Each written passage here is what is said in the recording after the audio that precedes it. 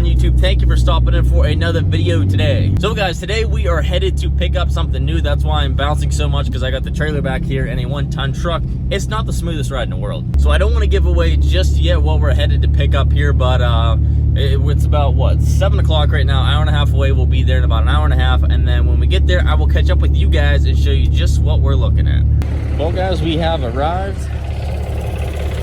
We got this tractor, what we got over there, and the plan is to try and pull it across off of that and slide it onto this trailer. So we'll see how it all works out in the end.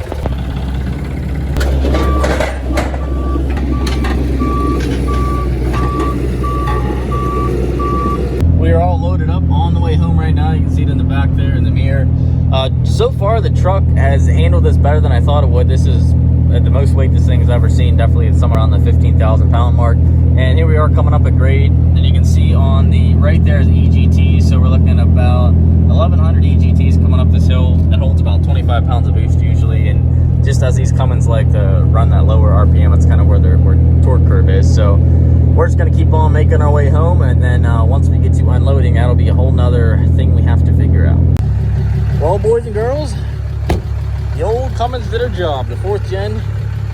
If you guys remember a video a while back, I was saying I wanted something nice that can tow a lot. Well, this is a prime example where the 2nd gen definitely would not have liked that load at all. Probably could have done it, but would have needed helper bags and all kinds of stuff. Because in the bed, we got all kinds of weight. We have the block in here, we got parts, crank, a lot of body panels there. And then here we have the machine. I'll go over this in a second here, but we got to figure out a plan how we're gonna get this thing off of here. Now the troublesome part here is, you know, you think, oh, we'll just roll it right off here. Well, unfortunately, we can't do that because these are final drives. And the way these things work is, unless there's fluid pumping through them with the little pump on the back you see on the other side, that little pump right there, unless that's working and that little hydraulic motor is working, these are not gonna wanna move at all. So we either have to fully remove that, which I don't wanna have to do, or find some way to get this thing off of the trailer, lifting it up, some course of action that we need to figure out. That's not going to be easy. But man, am I excited to finally have this thing home. It's in a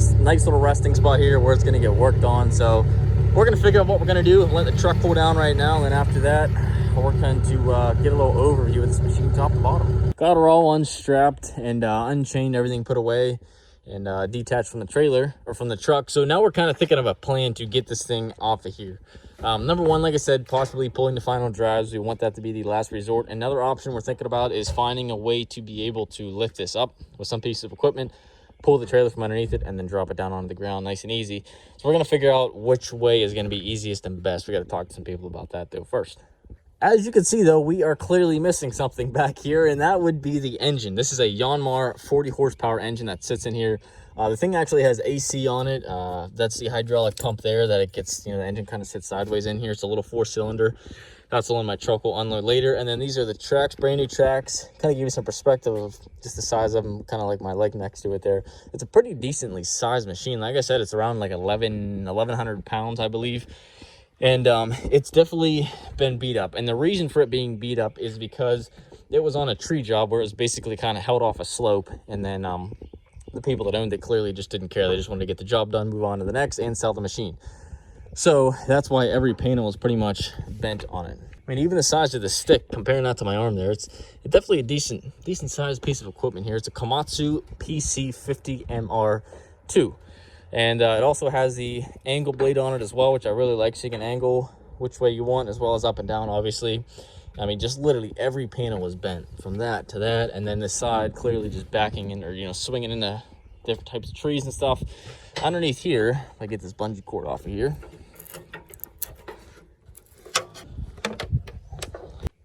Back in here would be the battery and then the hydraulic tank as well. And I'm not sure what this line would head to here, whether that's feed or suction or whatever it is, but we'll definitely learn a lot more about this thing as we go on. This panel is about the straightest one on this machine, and that's not saying too much. This one isn't too bad. So I priced out before I bought this all the glass, all of the panels, everything, and it came to like $7,000 for new stuff. So needless to say, we are not going to be buying new unless we absolutely have to, or we can find someone who can source out the glass. I will say, at least they kept this glass nice and fresh. That's about the only one. Now, if we open this lovely handle, well, if I can figure out how to open this, Venturing into our beautiful luxurious cab here. Like I said, it has heat and AC. Nothing too crazy. I believe this is supposed to be up on the top there, but we'll have to get that. Adjustable seat and then foot pedals. Run your tracks back and forth. There's a corner on top there. Joystick. I really do not know much about these at this point in time. Pretty much zero. And he said this is for the blade, so you can kind of run it like a dozer blade almost, where that's, you know, your angle up, down, I assume.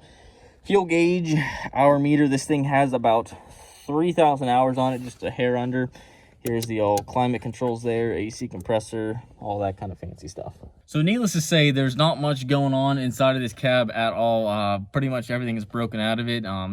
Everything kind of has a little bit of weathering to it because it's been sitting out in the elements like this. So it's going to be a project, but the way I'm attacking this is first get the thing running. I had a forklift back probably about a year ago, if you guys remember that project on my Instagram. That project was terrible because I took the word that on the guys, like, it just needs this, this, and this, you'll get it running. I'm like, okay, great. Come to find out, it needed so much more than that.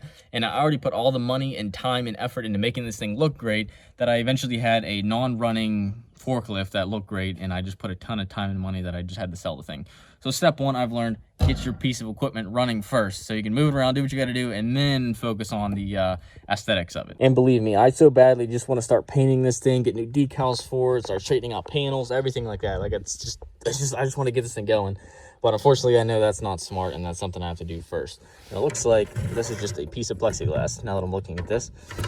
So it's going to need a full glass, if I can get it back here. All right, guys, we are back on day 2 of the adventure of trying to get the excavator off the trailer. Now, behind me, as you'll see, we are not at the shop. We're at my buddy's shop. His name is Alex. And we're going to try and use one of these behemoths here to lift that the old excavator up. We're taking that guy right there, which is a 30-ton crane. So boom, fully out is good for 20,000 pounds, which is more than we'll ever need. So let's get to it and head off to the shop.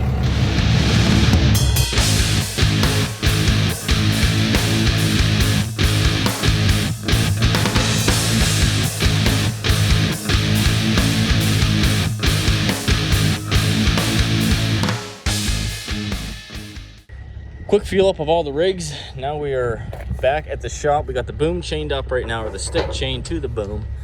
So we got that tight, and then we got a floor jack to help us get that. The plan is to use the big truck here to help lift the front up, and then we have a second truck here that is going to, I'm just trying to get in position. That second truck's gonna help us slide onto it.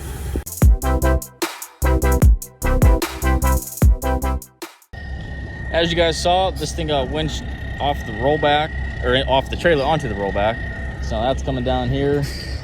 And hopefully we'll end up somewhere around this area using that as some dead weight instead of lifting it off. It's kind of a little better idea with less risk.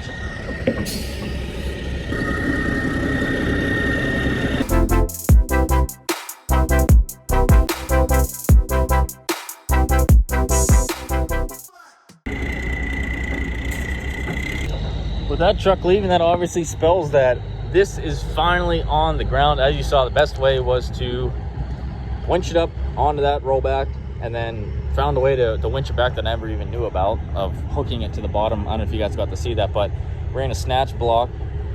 So we were hooked here on the piece of machinery. Winch came off the rollback, snatch block, and then that was held to the bottom of the rollback deck there, and that was able to push this thing down, and then just kind of finagling back and forth. We also used a little bit of soapy water that helped this thing slide right off of the deck.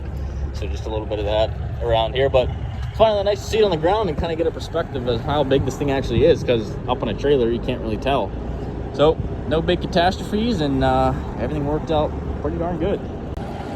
To the original plan of using this big behemoth here, we ended up not even having to, as you guys saw. And let me just say, this thing is just, it's a feat. I mean, you're talking like 1-inch plate is most of what this thing is made of here. It's definitely a monstrosity, and it probably would have had no problem lifting this. The problem was, and the main reason we didn't end up lifting it, was the way they want you to lift this, the blade should be in the front, and then that boom should be on the other side. So this thing's really backwards in terms of lifting. So if you go off this diagram here, that shows you how the machine lifts. You lift from the blade in the back, and then there's a spot on the boom in the front, and that's how you're supposed to pick this thing up. So that's backwards of what we got.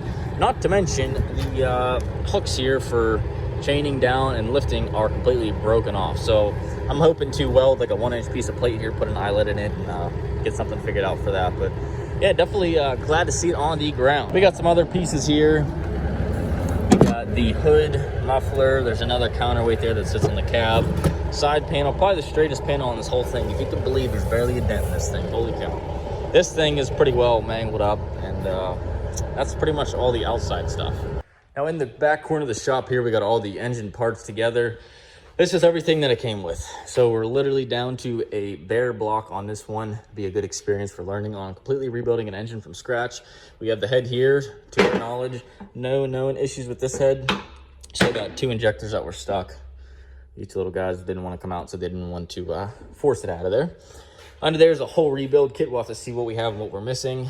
This is the reason this engine is where it's at. You can see all that bearing material on there. This thing spun a main bearing, so that is why this thing came out in the first place, the engine. But it's just a box of parts, everything from pistons, valve cover, rocker bridge, all kinds of good stuff in there. Exhaust manifold, muffler, fans, flywheel, accessory belt.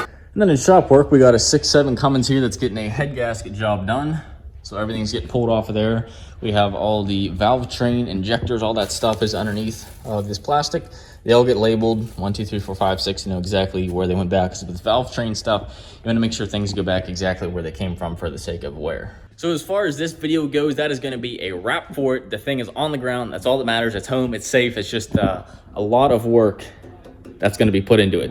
So guys, thanks a ton for watching this video. If you will, subscribe for future updates on this. Stay tuned to the build here, because I don't even know what's going to happen. We're going to have to figure it out one way or another. That's another question of where do we even get the information to rebuild this. So if you guys have any suggestions, for sure, drop them down in the comments. Thanks as always, guys, for watching, and we will see you in the next video.